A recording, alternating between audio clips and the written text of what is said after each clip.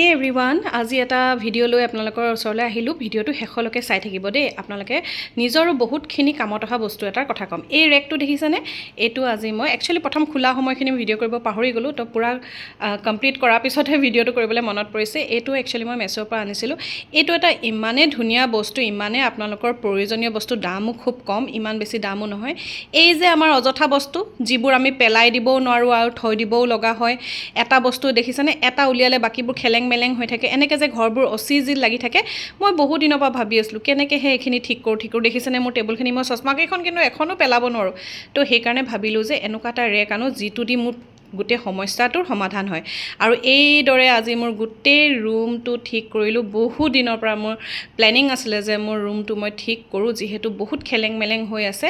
তো এনেকৈ এই ৰুমটো ফাইনেলি গোটেই ৰুমটো কমপ্লিট হ'ল। আৰু এই বস্তুখিনি দেখিছেনে? এইটো কিন্তু আপোনাৰ বহুত ষ্ট'ৰেজ আছে, বহুত জেগা জুৰে, একদম লাষ্টলৈকে জেগা জুৰে। আৰু ইয়াতে আপোনালোকে বহুত ধৰণৰ বস্তু থ'ব পাৰে, যিহেতু মই এতিয়া কছমেটিকখিনি দেখিছে ফাৰ্ষ্টত থৈছোঁ।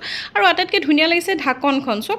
আৰু ঢাকি দিয়াৰ লগে লগে আপোনালোকে যেতিয়া ভাগে ভাগে বস্তুবোৰ থ'ব, এনেকৈ ঢাকি দিয়াৰ লগে লগে দেখিবলৈ বিৰাট ধুনীয়া লাগে, হয়নে? আৰু মোৰ আটাইতকৈ ইম্পৰ্টেণ্ট হৈছে মোৰ চশমাকেইখন। আৰু চশমাবোৰ চব ধুনীয়াকৈ থৈ দিছোঁ, পাৰ্টকৈ আপোনালোকে প্ৰত্যেকটো বস্তু ধুনীয়াকৈ ৰাখিব পাৰে। আৰু মানে কি জানেনে?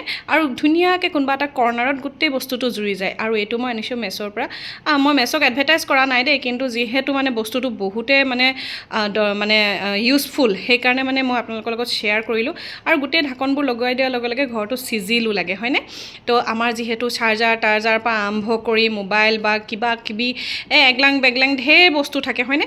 সেই বস্তুবোৰ যেতিয়া ওলাই থাকে ইমানেই অচিজিল লাগে। এতিয়া মই ভাবিলোঁ যে তেনেকুৱা ধৰণৰ কিবা এটা অৰ্ডাৰ কৰি মানে ৰুমটো যাতে চিজিল লাগক। আৰু এই ধৰণকৈ আজি মোৰ ৰুমটো কমপ্লিট কৰিলোঁ। আজি অলপ দিনৰ পৰা ৰুমৰ কাম কৰি আছিলোঁ।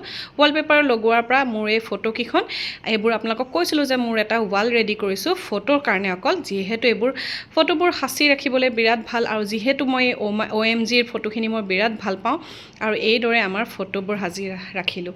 আৰু মানে কি হৈছে, যেতিয়া দেখিব যে আপোনাৰ নিজৰ ৰুমটো আপোনাৰ নিজৰ পচন্দৰ মতে, এয়া হৈছে মোৰ লাইফৰ টেবুলখন দেই। আৰু এতিয়া প্ৰত্যেকটো কৰ্নাৰ মোৰ নিজৰ পচন্দ মতে হ'ল। ভাল লাগিছে নাই ক'ব দেই। বহুত দিন মই প্লেনিং কৰি এইদৰে মোৰ নিজৰ বেডৰুমটো এইদৰে সজাই ল'লোঁ।